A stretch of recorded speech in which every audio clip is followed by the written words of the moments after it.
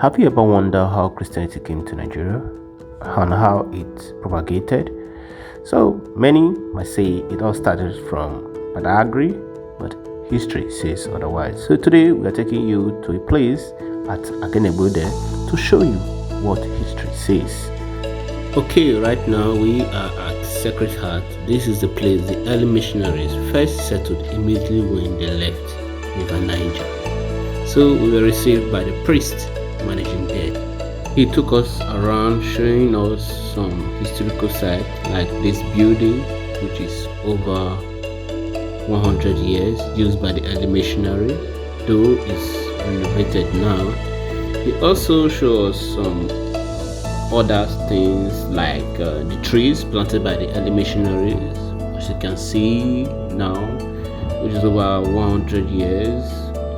And you can see how old this place is.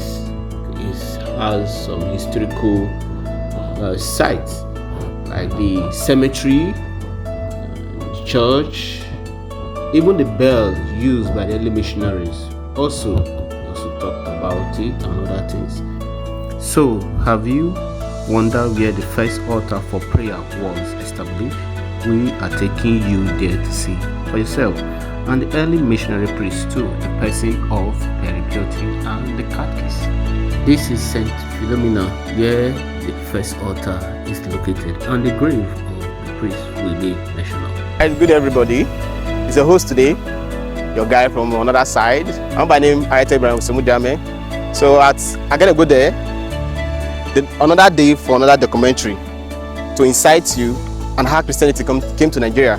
So if you look right behind me, you see a building, and that is the building, the first altar made under the Catholic Church.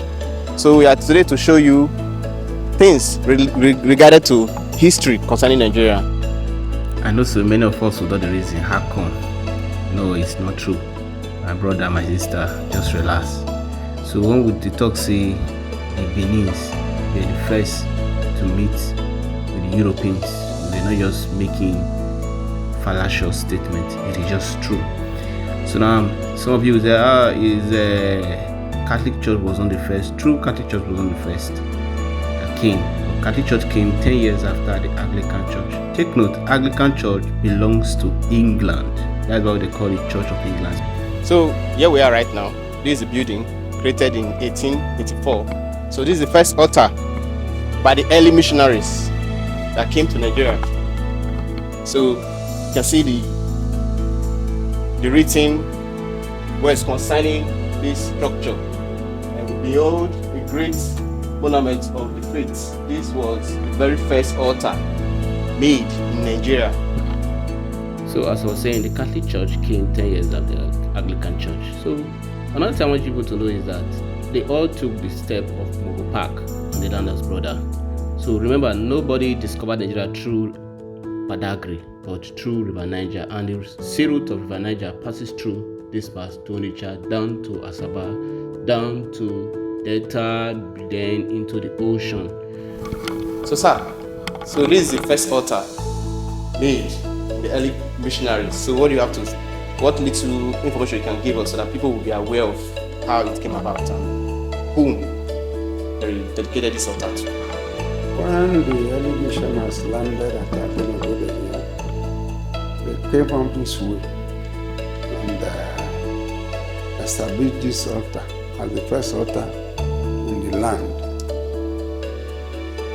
That was in 1884. So that same Reverend Father Peter Purton, as you can see the picture there, was the one who introduced the orthography of Yeke language in order to establish the word of God here as a stronghold. So this is the first altar. This is the first altar created by missionaries. Yes. In Nigeria as a whole. Who came through the River Niger. Wow. You know, I myself am surprised because if not for the fact that I took this as an adventure for myself, I would have not even known about such a thing that exists in Nigeria. So I'm really blessed to be at the altar, the first altar in Nigeria. So you as well watching me also blessed. This is the gravesite of the priest, the catechist, and some important members, like those that started fellowshipping with him and others. Also, he was buried according to the tradition of the land because of his work to the community. So right now we're at his resting place. This is his burial ground. Reverend Father Perry Piotin, who died on the 22nd March 1924. This is the grave of George Titi Ozono, the catechist, who was born in 1883 and died in 1969. I am Bishop Anthony Silama and my mom. Today, the translator of Isaka language and the author of many books in Isaka language, even the recording of the video of the Bible. But in this game, the hero lying here, Reverend Father Peter Piotin, was the one who first gave the shooting of the ball.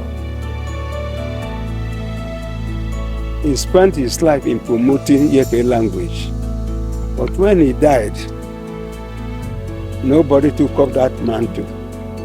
Until after 51 years, before I came down from Onitsha, at the age of 17. Then I was puzzled the way I met my people singing in the Yoruba language, where their own language is there. So I started reviving the language to the apex of getting the translation of the Bible. So he shoot up the ball, but I scored with it. May his soul rest in peace.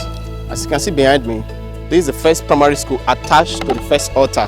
So right in my left hand side, you can see the vicarage. This is where the priest lived, which is now turned into an hospital in Agenebode. Thanks.